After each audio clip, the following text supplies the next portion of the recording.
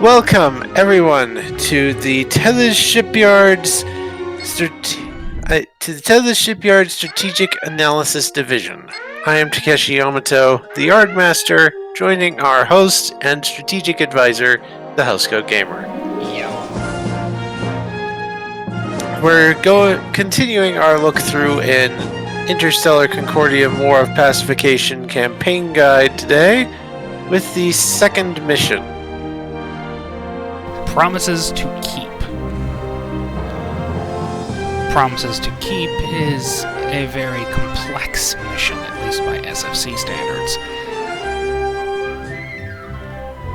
You'll notice me struggling in this one for good freaking reason.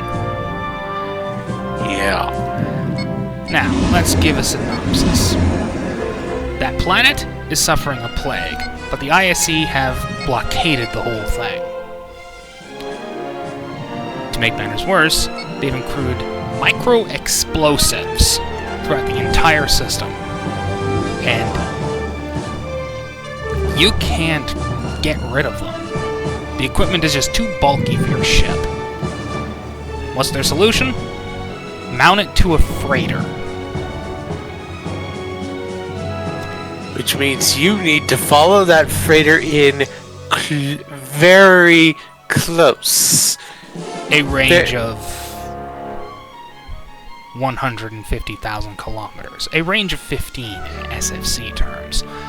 Don't ask me how that works. Yeah.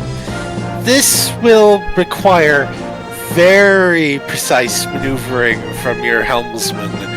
I would say a series of at least two control plus con tests assisted by the ship's engines plus con. maybe more if you want to up the challenge factor. Now, I took advantage of I guess you could call it a programming oversight and used a carrier to save the freighter. Yeah. However, I believe Star Trek Adventures will give you far more control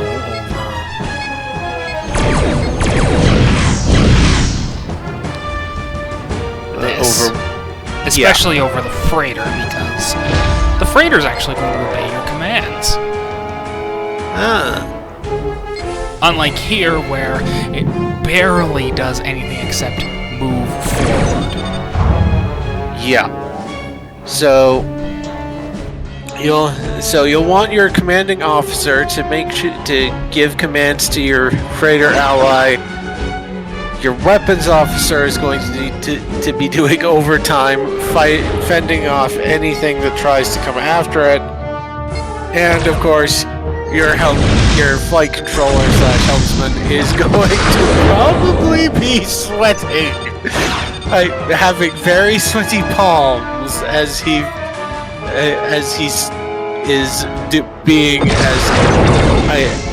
having to be as precise as possible while following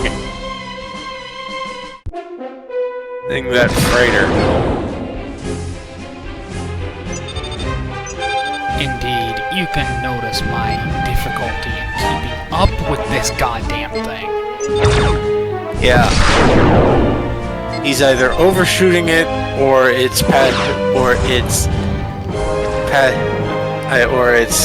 leaving him in the dust, depending on how fast he's going. SFC veterans lock tractor beam to force the issue, which is kind of why this mission is impossible to play with more than 2 ships. Because the second ship always wanders out and gets himself blown up. Yeah. It's dumb. Yeah. And kind of why I want a completely other remake of this. Yeah. With more precise controls. Regardless, you have 2 ISE vessels blockading the planet. One a light cruiser, 1 a destroyer-class vessel. So, nothing too powerful, but... Oh yeah, there's also a freighter, which is laying mines, and a defense platform. You must scan the defense platform and destroy or capture the freighter, while also beaming up diseased people infected by the plague, and... So, it's nothing too dangerous on a combat side of things, but it is very complex and vexing, and you're gonna go crazy. Yeah. Especially when you discover who you have to beam up. Harry Mudd. What? Not quite as screamable as Khan! Fair enough. Uh-oh. I appear to be screwing up here. And even more, of course, a name even more screamable than Khan is Clarkson! I have no context for that. Jeremy Clarkson from Top Gear and Grand Tour. But yeah, you might notice I have problems here, because transporter range is a range of 5.99. The freighter will not get any closer than 10 kilometers.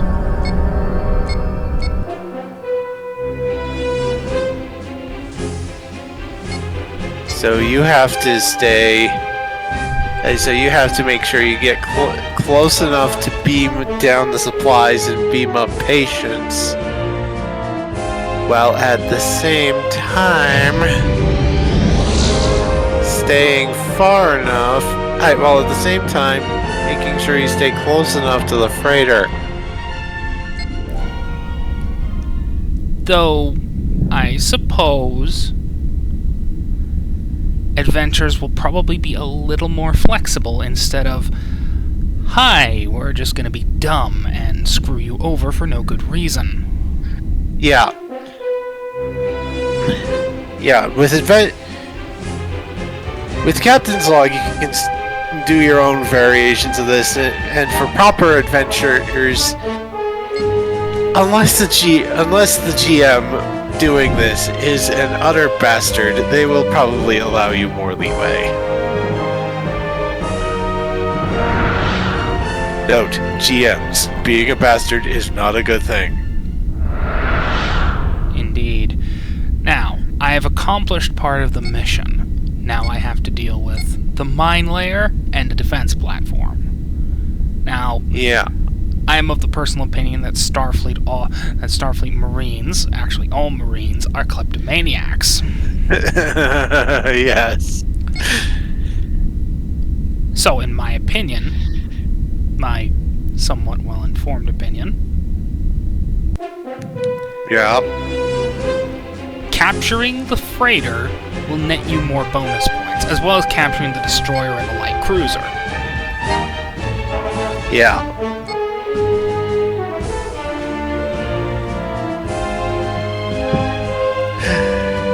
Yeah. I love his headcanon of Marines being kleptos. It works. That it does.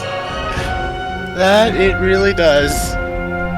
But yeah, this is basically how the mission goes. And if you notice how insane I am by going through this whole thing, well, if it seems like I'm going crazy, I am going crazy. Yeah. The sweat was pouring from my forehead. My hands were covered with sweat. Because I had failed this mission a dozen times before finally succeeding. Oof. Of course, the secret sauce in this case was use a freaking carrier. Because Yeah. fighters are immune to the explosives due to bugs. Yeah. So we may as well go through the whole vid, watching how it goes. Yeah. We'll discuss how to make a more modern version of it. Say Dominion War, that sort of thing. Yeah. How do we make it So- worse? Yeah. So, converting this scenario to a Dominion War type thing would be a similar type of premise. You're trying to provide relief to a convoy in a near ISC or Dominion territory, but the issue is they're blockading it, and part of that blockade is a heck of a lot of mines. Now, this might not be too much of a problem, except they've probably gotten help, except this time they've gotten help from the Dominion, and, well, if you've seen the siege of AR-558, you know about the Jem'Hadar's special Houdini mines. Which would probably be applicable here. Yeah, I mean, the ones we see are primary anti-personnel, but there is no reason the Dominion could not scale them up to anti-ship. Though, let's be fair, the Houdinis from AR-556 or 558? Whatever. Those were meant more for psychological terror tactics than actually being effective, because seeing as how many freaking mines there were...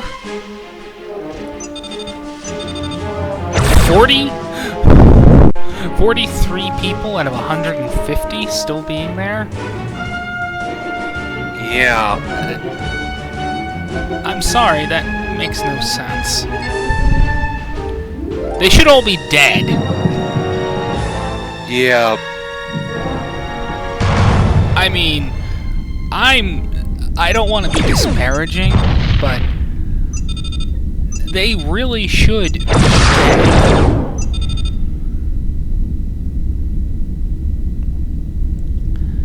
Right. Yet they are not. So it's more of a terror thing. The same thing could apply here. Yeah. But you still need the freighter to deal with the mines. Yeah. Because This time, maybe they're jamming them. Maybe they're taking out the proximity detonators. Doesn't matter. Maybe the freighter's generating some sort of subspace field that keeps the mines from getting materializing too close. There is precedent in real life for this sort of thing. A degaussing ring around a ship deactivates magnetic mine detector. You get the general idea. Yeah. Star Trek really loves to nail the whole naval thing, which is understandable, because it works. Yeah. Naval warfare in space.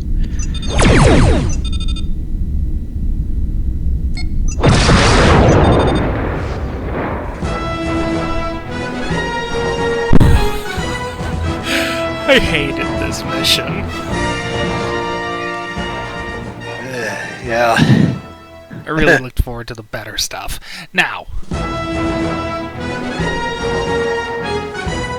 Now.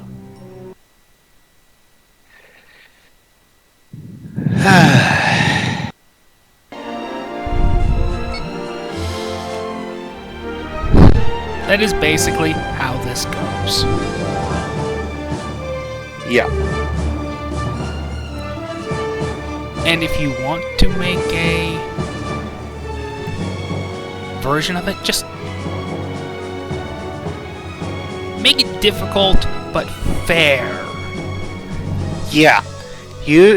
Make it require a decent amount of decent difficulty dice checks, difficulty 2 or 3. But don't really go. But don't use difficulty 4 or 5 too much, and don't be an utter bastard. That is the basics of this. I'm going to say that this was another pain for me to find because I didn't bother checking all the descriptions. Then again, this is a backlog vid. You're seeing it real early when you really shouldn't be. Yeah. Yeah, this is being shown way in advance, as part of a guide for this. And that's probably going to be the case for most other videos in this campaign series. Which means I should really start looking into all of them, describing them, and all that crap. Yeah. Bye-bye.